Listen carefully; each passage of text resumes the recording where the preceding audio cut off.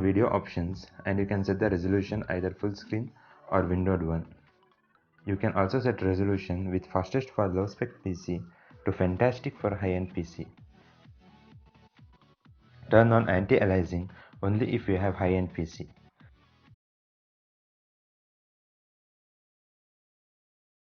Then you can control music intensity in sound options.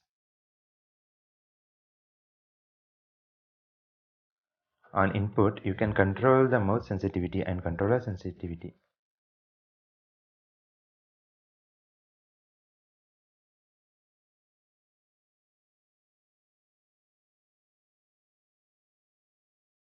Click on campaign and hit enter.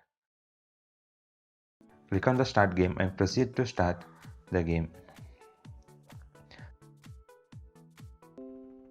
That's it guys for this video. I'll be uploading gameplay very soon. If you like this video, give us a thumbs up, comment and subscribe to our channel. More videos coming up soon.